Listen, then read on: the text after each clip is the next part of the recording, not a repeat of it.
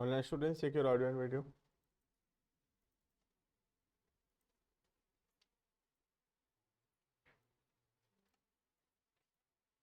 Check audio and video.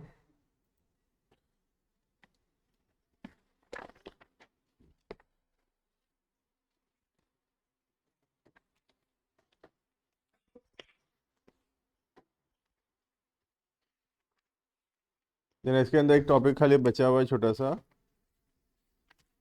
That is operating profit.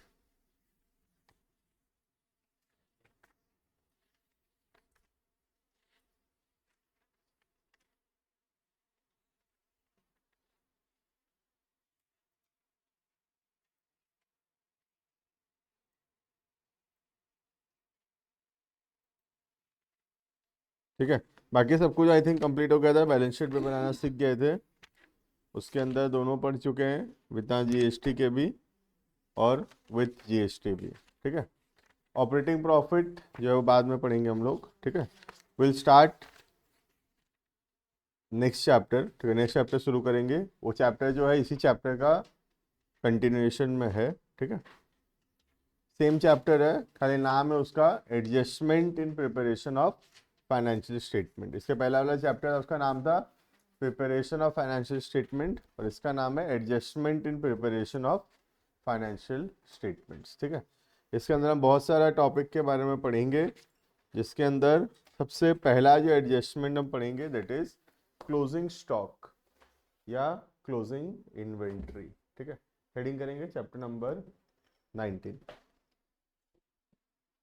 18 का एक topic बचा है ऑपरेटिंग प्रॉफिट. ठीक है, heading chapter number 19.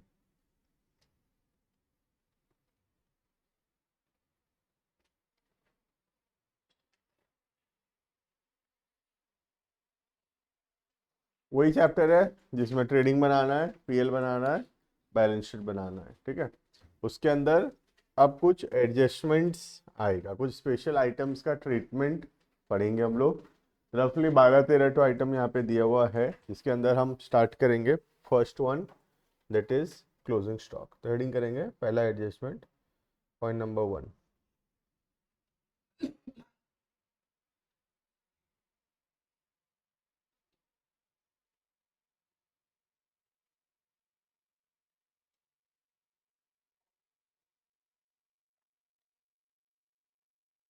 Closing stock का अगर याद होगा तो स्पेशल ट्रीटमेंट होता ही था पहले भी.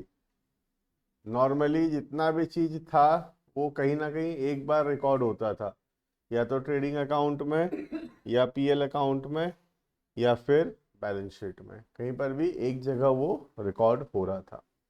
लेकिन जो क्लोजिंग स्टॉक था वो दो जगह रिकॉर्ड हो रहा था. एक ट्रेडिंग अकाउंट के क्रेडिट साइड में आ रहा था, याद होगा, याद है पहला कहाँ रिकॉर्ड होता था, ट्रेडिंग अकाउंट के क्रेडिट साइड में बाय क्लोजिंग स्टॉक. ठीक है, और दूसरा कहाँ रिकॉर्ड होता था, बैलेंस शीट के एसेट साइड में. क्लियर है? तो ऐसा क्यों है हम समझ रहे हैं. अब मैं पिछले चैप्टर बताया था कि क्लोजिंग स्टॉक का स्पेशल ट्रीटमेंट है, कर देना बैलेंस शीट मैच हो जाएगा. अब हम सीख रहे हैं कि ऐसा स्पेशल ट्रीटमेंट क्यों है, और क्या ऐसा स्पेशल ट्रीटमेंट और कोई आइटम्स का भी हो सकता है अदर देन क्लोजिंग स्टॉक. ठीक है, तो ऐसा हम लोग 10-15 आइटम्स पढ़ेंगे एक एक करके, जिसका ऐसे कुछ स्पेशल ट्रीटमेंट हो सकता है. नॉर्मली तो कोई एक जगह आ जाता है, या तो ट्रेडिंग में या तो पीएल में या तो बैलेंस शीट में, बट कुछ स्पेशल आइटम्स हो सकता है जो हो सकता है कई बार दो जगह भी आ जाए. क्लियर है? अब दो जगह या एक जगह आने का लॉजिक क्या है देखना. अकाउंटिंग के अंदर सबसे पहला स्टेप है प्रिपरेशन ऑफ जर्नल. राइट, अब जर्नल के बाद जो नेक्स्ट स्टेप है, next step is preparation of ledger. Right, journal के बाद क्या बनेगा, लेजर बनेगा. ठीक है, और लेजर के बाद बनेगा ट्रायल बैलेंस.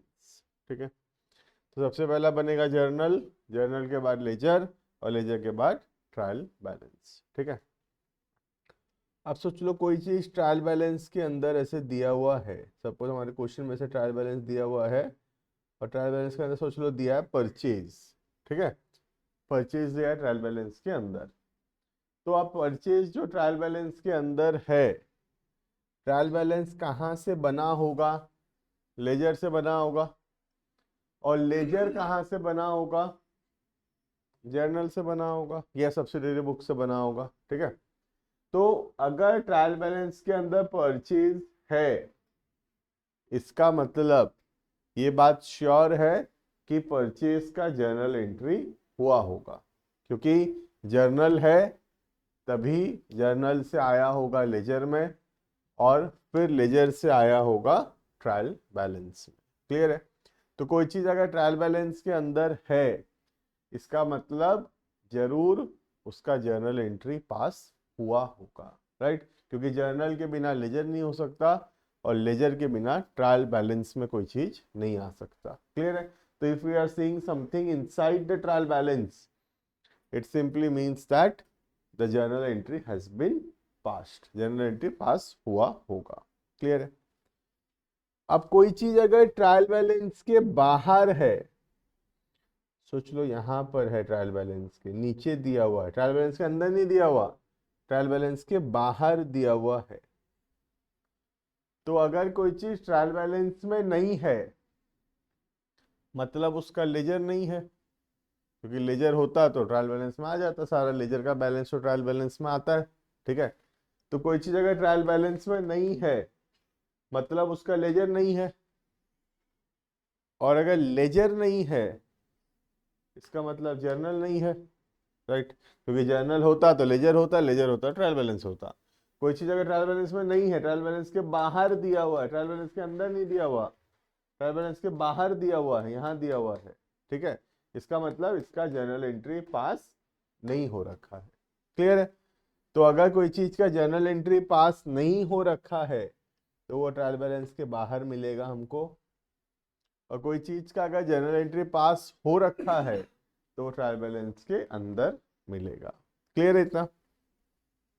जो भी चीज ट्रायल बैलेंस के अंदर रहेगा, हमेशा उसका एक ही ट्रीटमेंट होगा, या तो ट्रेडिंग अकाउंट, या तो पीएल अकाउंट, या फिर बैलेंस शीट, कहीं पर भी एक जगह जाएगा, ठीक है। लेकिन जो चीज ट्रायल बैलेंस के बाहर होगा, उसका हमेशा दो ट्रीटमेंट होगा। समझ में आ रहा है? तो ये लॉजिक हमेशा काम करेगा पूरे चैप्टर में, कि वो ट्रायल बैलेंस के अंदर है कि ट्रायल बैलेंस के बाहर है।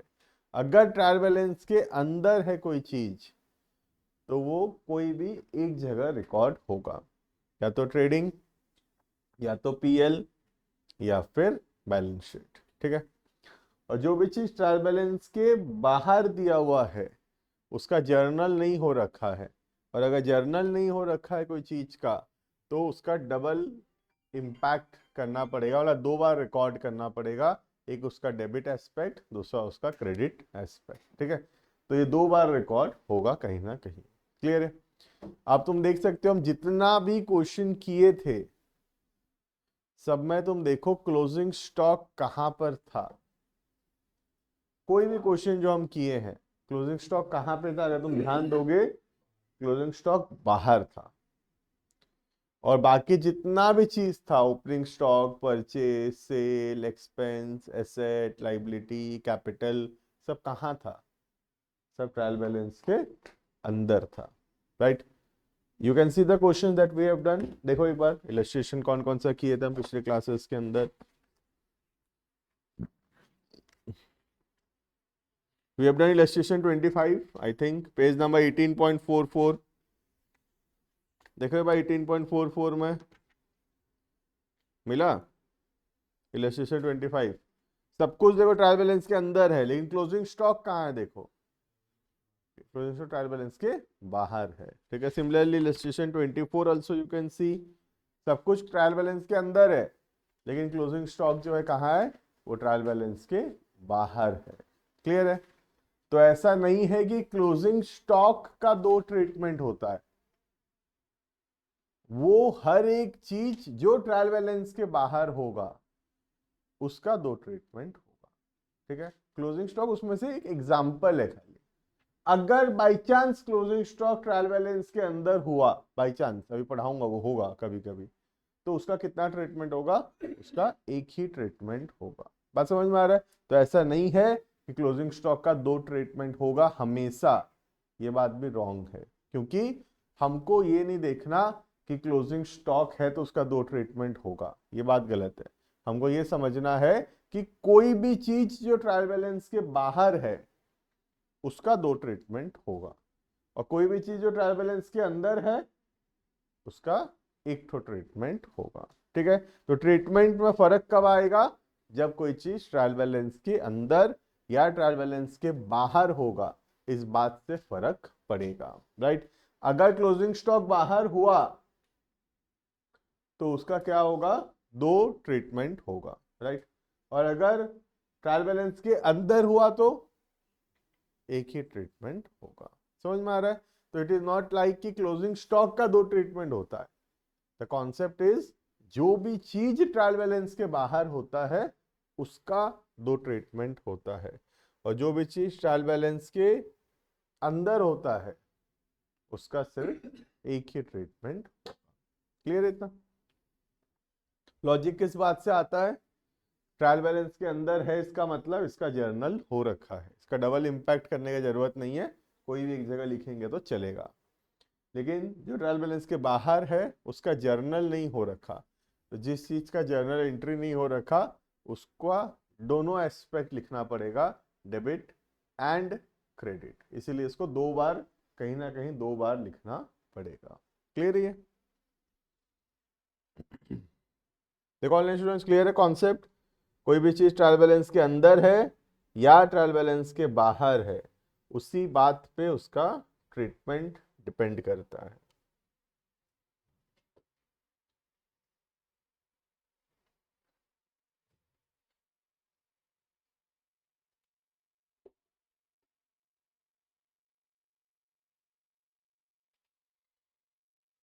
क्लियर? देखें, तो क्लोजिंग हर के अंदर दो टॉपिक आएगा, जितना एडजस्टमेंट हम पढ़ेंगे ना, सब एडजस्टमेंट के अंदर दो टॉपिक आएगा। एक, अगर वो ट्रायल बैलेंस के बाहर है तो उसका क्या करना है, और दूसरा, अगर ट्रायल बैलेंस के अंदर है तो उसका क्या करना है। क्लियर है? लिखना, तो इसके अंदर पहला heading, point number A,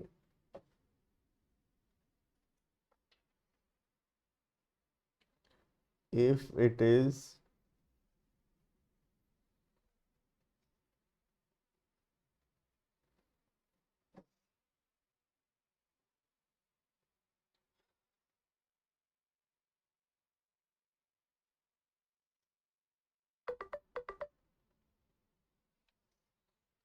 is not appearing in trial balance,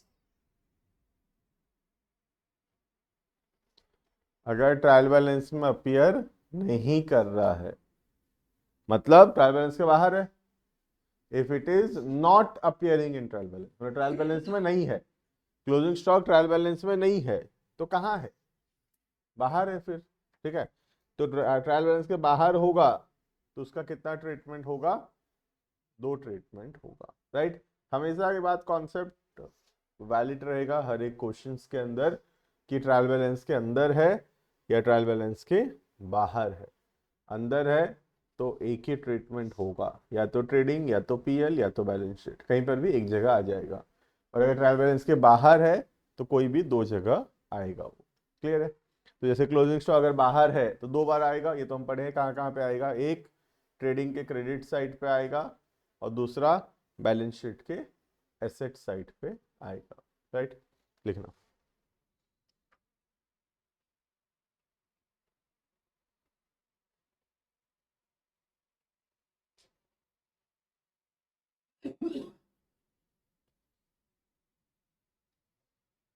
It is recorded on credit side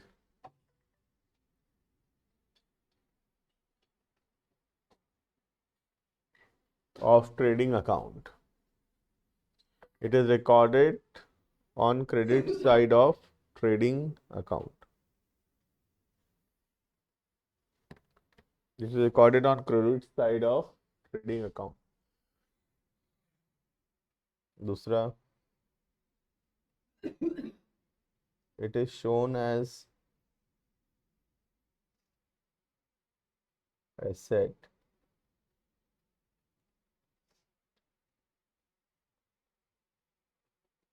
in balance sheet. It is shown as asset in balance sheet.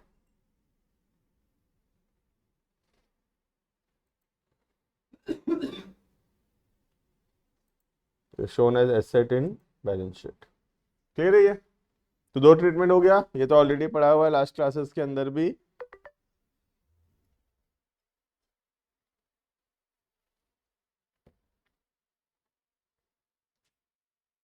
Next, अगर क्लोजिंग स्टॉक ट्रायल बैलेंस के अंदर है तो उसका क्या treatment होगा, right? लिखना point number B.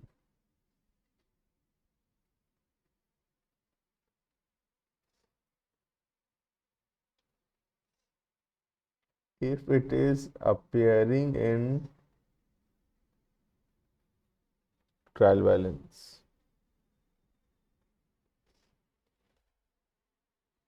if it is appearing in trial balance,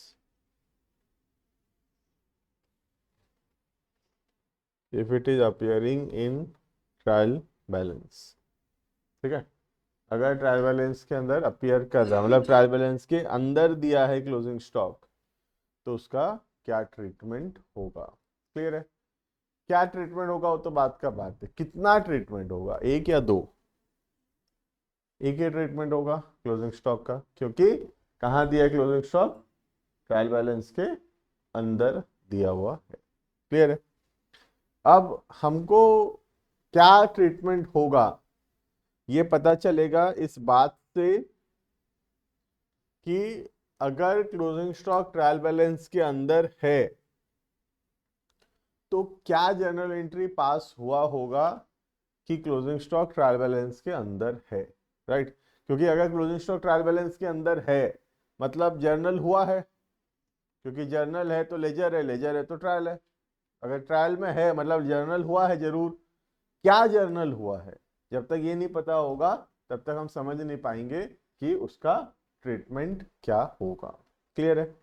तो जो जर्नल होगा वो समझने के लिए, सिर्फ एग्जाम के लिए इंपॉर्टेंट नहीं है, सिर्फ समझने के लिए बता रहा हूं। जो जर्नल हुआ होगा, जर्नल एंट्री हुआ होगा, closing stock account debited to purchase account, ये एंट्री हुआ होगा। ठीक है?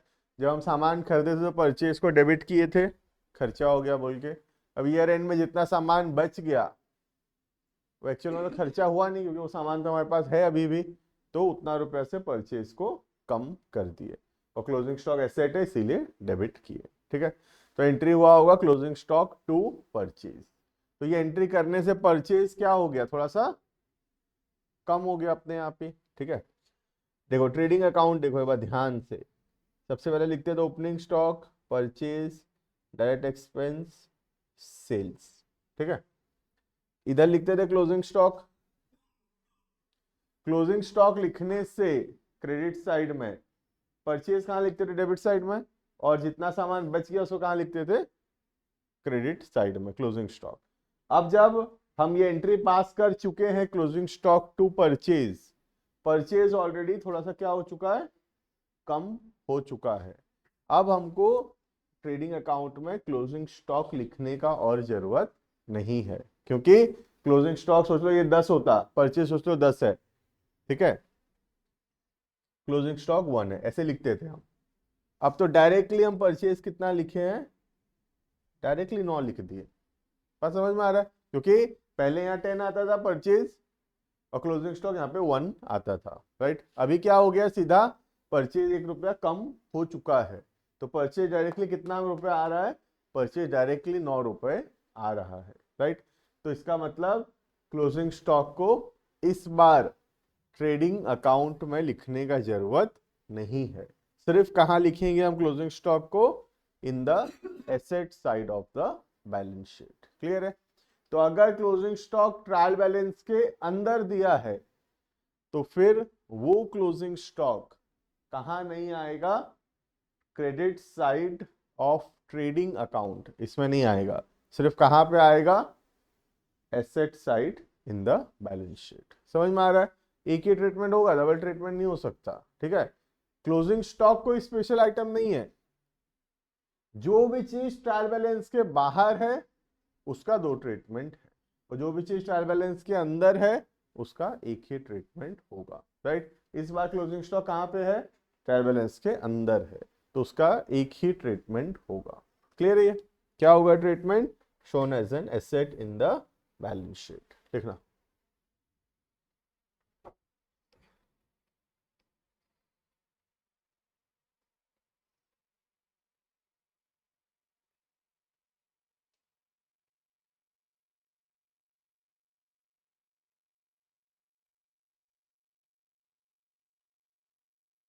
ठीक है, ये जो परचेज कम हो गया है, ऐसे परचेज, ऐसे कम हुए परचेज को अकाउंट्स में बोलते हैं एडजस्टेड परचेज।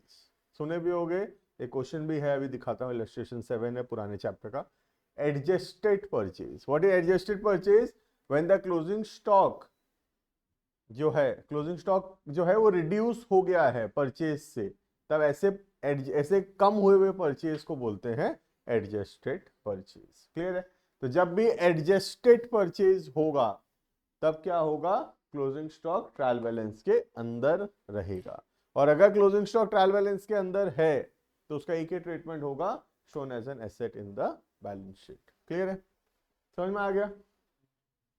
क्या बोलते हैं ऐसे परचेज को, या लिख भी सकते हो, ऐसे परचेज को क्या बोलते हैं, एडजस्टेड परचेज। समझ में आ रहा है? तो जब भी एडजस्टेड परचेज होगा तब क्लोजिंग स्टॉक का सिर्फ एक ही ट्रीटमेंट होगा, राइट। और वो ट्रीटमेंट क्या होगा, shown as an asset in the balance sheet. Clear है? तो अगर तुम्हारे एग्जाम में से वैदिक में देखा था, क्वेश्चन आया भी था कि if the closing stock is not adjusted, तो नॉट एडजस्टेड में ये दो ट्रीटमेंट होगा, ठीक है। And if the closing stock is adjusted then ये एक ट्रीटमेंट होगा। समझ में आ रहा है? ऐसे हर एक आइटम में होगा। If it is not adjusted, not adjusted मतलब not, journal entry has not been passed, ठीक है, तो it is not appearing in the trial balance, hence it will have a double treatment. And if it is adjusted, it means the journal entry has been passed and there will be only one treatment. Clear है? तो हर में आएगा not appearing in trial balance मतलब not adjusted, appearing in trial balance मतलब adjusted. Clear है? देखो online students, clear है ये कॉन्सेप्ट, ट्रायल बैलेंस के अंदर और ट्रायल बैलेंस के बाहर का कॉन्सेप्ट, ये बहुत सारे क्वेश्चंस के अंदर काम में आएगा। रिप्लाई कर लो, ऑनलाइन वाले सो गए हो लग रहा है।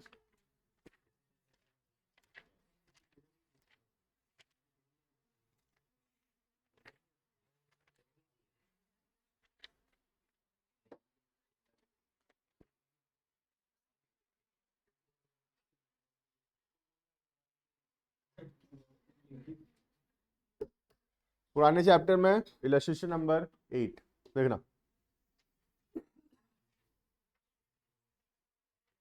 पुराने चैप्टर में इलस्ट्रेशन नंबर 8, पेज नंबर 18.21।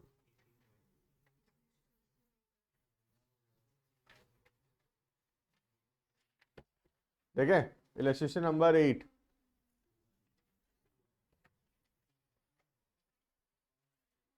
देखो पढ़ेंगे question. From the following information prepare trading account for the year ended 31 मार्च 2025। तो हमको ट्रेडिंग अकाउंट बना के दिखाना है। पहला, एडजस्टेड परचेज 11 लाख। इसका मतलब क्या, क्लोजिंग स्टॉक आएगा ट्रायल इसमें ट्रेडिंग अकाउंट के अंदर? नहीं आएगा, ठीक है, क्लोजिंग स्टॉक नहीं आएगा ट्रेडिंग अकाउंट के अंदर, ठीक है। Next, sales 1250, carriage inward direct expense है, वेजेस डायरेक्ट एक्सपेंस है, कैरेज आउटवर्ड इनडायरेक्ट है, पीएल में आएगा। क्लोजिंग स्टॉक आएगा ट्रेडिंग अकाउंट में? नहीं आएगा, हर बार आता है लेकिन इस बार नहीं आएगा क्योंकि इस बार क्या है, एडजस्टेड है। क्लियर है? स्टार्ट करेंगे, बनाएंगे ट्रेडिंग अकाउंट। बनाओ, बहुत इजी है।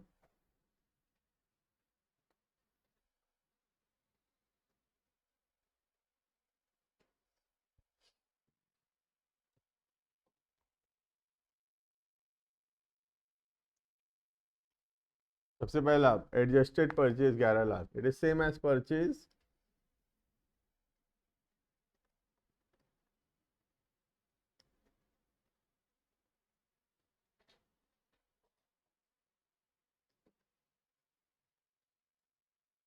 11 लाख, ठीक है। Next sales 1250,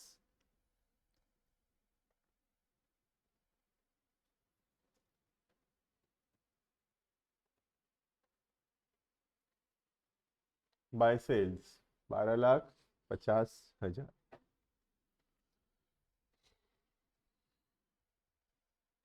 carriage inward 6,000।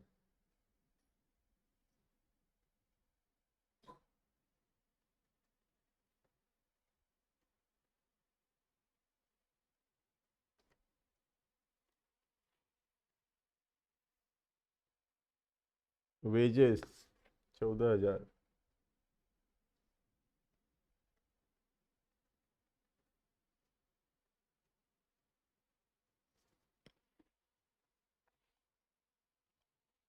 Next carriage outward तो नहीं आएगा, इनडायरेक्ट एक्सपेंस है। और क्लोजिंग स्टॉक हमेशा आता है ट्रेडिंग में, लेकिन इस बार नहीं आएगा क्योंकि इस बार एडजस्टेड परचेज है। क्लियर है? So close the account. Gross profit या ग्रॉस लॉस? Gross profit.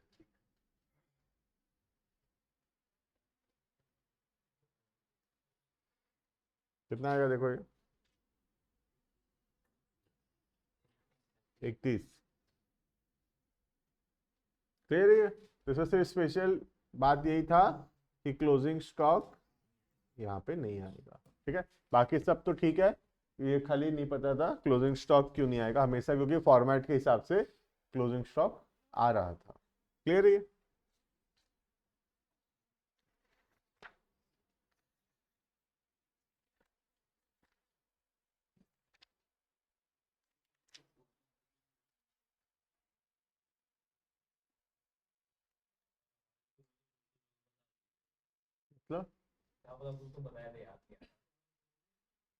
मतलब एग्जाम जो हुआ था उस पे बोले कि वो जो नॉट एडजस्टेड दिया है उस पे सिर्फ बैलेंस शीट हमको ट्रेडिंग अकाउंट में करने को दे दे।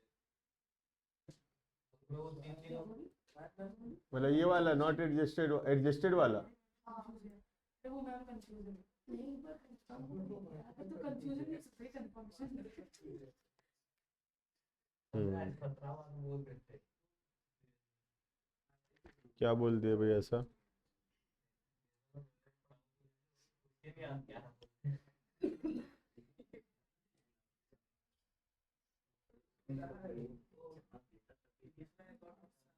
तो क्या तुम्हारे स्कूल में मतलब क्या पढ़ा क्या रहे हैं, मतलब क्या बोल रहे हैं? ये तो चलो सही है, तुम्हारे स्कूल में जो बोल रहे हैं वो बताओ मेरे को। उल्टा बोल रहे हैं। हमारे एक क्वेश्चन आया था नॉट एडजस्टेड वाला जो आप बोले ना, तो हम उसमें लिखे थे बोथ बोल के, तो मैम बोले खाली बैलेंस शीट अच्छा ये होगा बोले।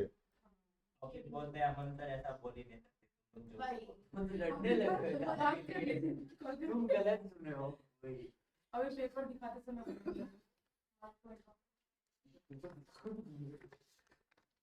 ठीक है, वो मे बी वो वर्ड एडजस्टेड या नॉट एडजस्टेड में कंफ्यूज हो गए होंगे। ठीक है छोड़ो। नेक्स्ट, क्योंकि अब तो उसको छोड़ो, क्या कहाँ लिखा है। अब जैसे हम इलस्ट्रेशन 8 किए ना, अभी तो इलस्ट्रेशन 8 किए ना, उसमें तो एडजस्टेड था। तो अब एडजस्टेड था तो फिर मतलब स्कूल के हिसाब से तो फिर वो दोनों जगह आना चाहिए ना, एक ट्रेडिंग अकाउंट में भी और एक बैलेंस शीट में भी। अलग होते लिखते हुआ अलग सर आप बोलते हो आपको जरूर दिखा देंगे। अच्छा मतलब बोलते वक्त जैसे इलस्ट्रेशन 8 के में अब क्या एक्सप्लेनेशन देंगे, क्योंकि यहाँ तो एडजस्टेड है और मैम के साथ तो दोनों जगह आना चाहिए, लेकिन ये तो नहीं आया यहाँ पे, तो अब इसको वो मैं भी इतना कंफ्यूज हो गए होंगे। चलो ठीक है, नेक्स्ट। इतना क्लियर है? क्योंकि थोड़ा सा वो थोड़ा डिफिकल्ट कॉन्सेप्ट है, मे भी ध्यान नहीं दिए होंगे। ठीक है, अभी थोड़ा धनु यात्रा में तो होगा एक हफ्ता, हाँ, ये वीक में पूरा। तो ये वीक में कहाँ से आओगे तुम? 6 बजे के बाद क्या इस एरिया में थोड़ी आ पाओगे जो। अभी 10 दिन कम का रात चलेगा। वही तो ये वीक तो लास्ट में हो जाता है, ये एक वीक में वैसे रखेंगे, उसमें भी फिर वो 1 तारीख को छुट्टी दे देंगे न्यू ईयर के लिए। हाँ वैसे रखेंगे कल से। हाँ 4 से 6 रखेंगे। नहीं नहीं खाली 131 की, अभी तो एक हफ्ता छुट्टी, और कितना छुट्टी चाहिए? नहीं वो 1 तारीख को ही आएगा नहीं, मुझे पता है अच्छे से। 31 नहीं आएंगे? क्या करोगे, करोगे क्या? तो कुछ काम है क्या मतलब? नेक्स्ट हेडिंग पॉइंट नंबर 2, ये गया पॉइंट नंबर 1 क्लोजिंग स्टॉक, ठीक है। हाँ थोड़ा नेक्स्ट क्लास पढ़ेंगे, थोड़ा डिस्कस कर लेते हैं, पढ़ लेंगे नेक्स्ट क्लास में, अभी डिस्कस कर लेंगे। Next point number 2 heading outstanding expense.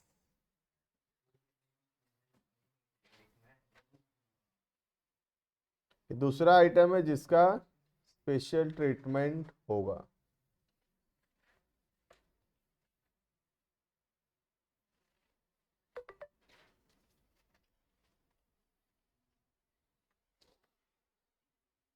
Outstanding expense का मतलब तो आई थिंक याद होगा, क्या था आउटस्टैंडिंग एक्सपेंस का मतलब? ड्यू हो गया लेकिन पे नहीं। The expenses which are due, जो एक्सपेंस ड्यू हो चुका है, जिसको पैसा देने का समय आ चुका है लेकिन अभी तक हम पैसा दिए नहीं है, ऐसे एक्सपेंस को बोलते हैं आउटस्टैंडिंग एक्सपेंस, राइट। अभी हम चारों पढ़ेंगे इसमें लग लग के, outstanding expense, prepaid expense, accrued income, unearned income. Next 2 3 4 5 यही पॉइंट है सारा। अब इसमें 2 केस हो सकता है अगेन, कि आउटस्टैंडिंग एक्सपेंस ट्रायल बैलेंस के बाहर दिया है, या आउटस्टैंडिंग एक्सपेंस जो है वो ट्रायल बैलेंस के अंदर दिया हुआ है। अगर आउटस्टैंडिंग एक्सपेंस ट्रायल बैलेंस के बाहर दिया है, मतलब नॉट एडजस्टेड है, नहीं मतलब अभी तक जनरल एंट्री हुआ नहीं है उसका, तो फिर उसका 2 ट्रीटमेंट होगा। लेकिन अगर आउटस्टैंडिंग एक्सपेंस ट्रायल बैलेंस के अंदर दिया है, मतलब उसका जनरल एंट्री हो चुका है और सिर्फ उसका एक ही ट्रीटमेंट होगा। क्लियर है? अब हम तभी समझ पाएंगे किसका एक ट्रीटमेंट होगा और क्या होगा, अगर हमको इसका जर्नल एंट्री पता होगा तभी, राइट। तो you have to know the journal entry for outstanding expense.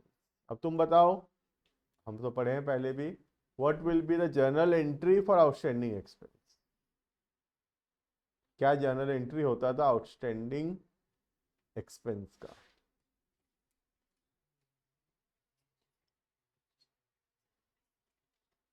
क्या होता था Ishika?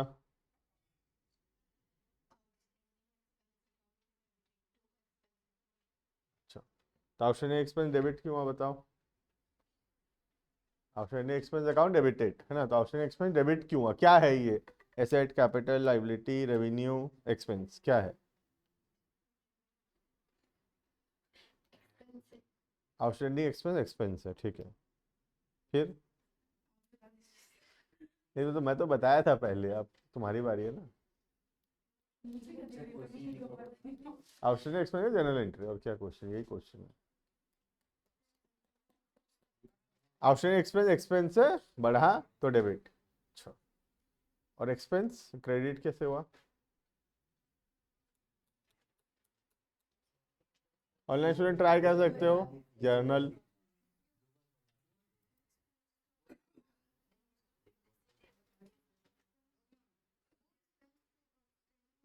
Expense to outstanding expense, ठीक है। तो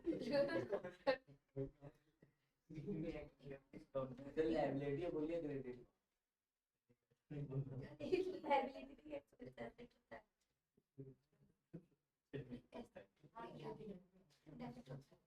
नहीं तो आउटस्टैंडिंग एक्सपेंस जो है, हाँ वही तो, पैसा ड्यू है लेकिन अब तक दिए नहीं है, फ्यूचर में देंगे, तो आउटस्टैंडिंग एक्सपेंस तो लाइबिलिटी हुआ ना मेरे हिसाब से। तो outstanding expense is a liability, ये बात सही है कि नहीं?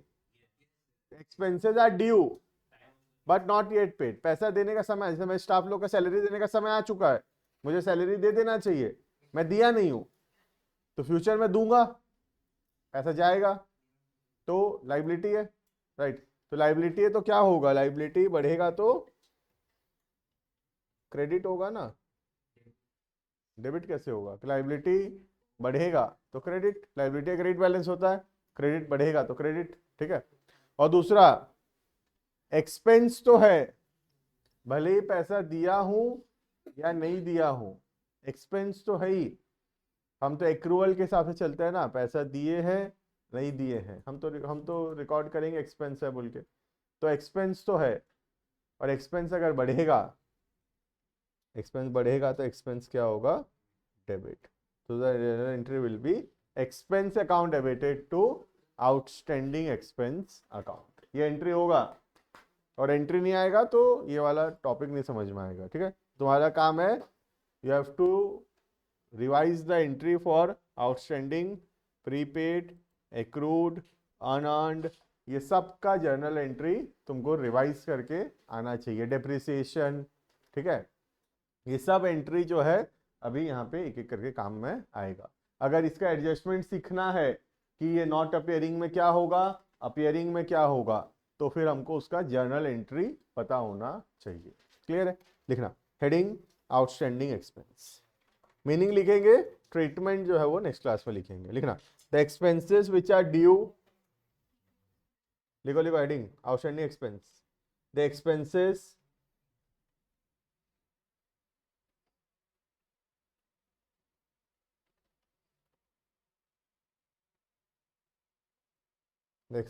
which are due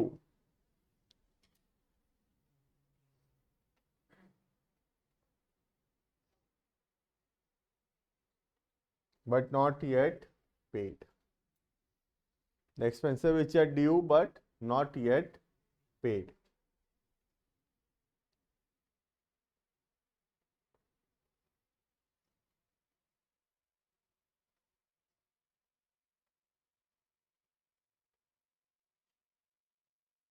It is a liability for the business. It is a liability for the business. The journal entry will be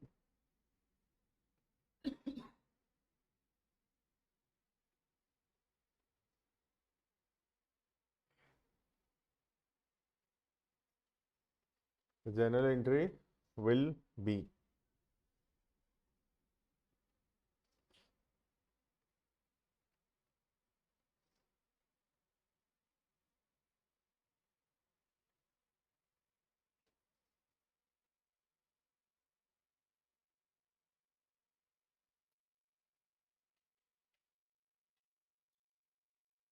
expense account debited to outstanding expense account. Clear है ना, entry का logic हमेशा पता होना चाहिए, तभी उसका treatment clear रहेगा।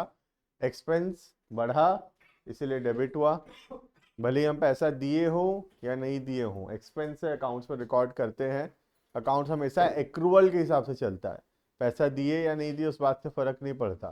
तो एक्सपेंस है बढ़ा तो डेबिट, और पैसा अगर जाता तो टू कैश होता, लेकिन पैसा तो गया नहीं है, फ्यूचर में जाएगा, तो ये लाइबिलिटी है, लाइबिलिटी का क्रेडिट बैलेंस है, और क्रेडिट अगर बढ़ेगा तो वो क्रेडिट ही होगा। क्लियर है, तो एंट्री होगा expense account debited to outstanding expense account. Clear. अब इसमें अगर आउटस्टैंडिंग एक्सपेंस ट्रायल बैलेंस के बाहर रहा तो उसका दो ट्रीटमेंट होगा, और अगर आउटस्टैंडिंग एक्सपेंस ट्रायल बैलेंस के अंदर रहा तो उसका एक ट्रीटमेंट होगा। ठीक है, वो हम पढ़ेंगे नेक्स्ट क्लास में क्या होगा उसका treatment. Clear. Online students can leave.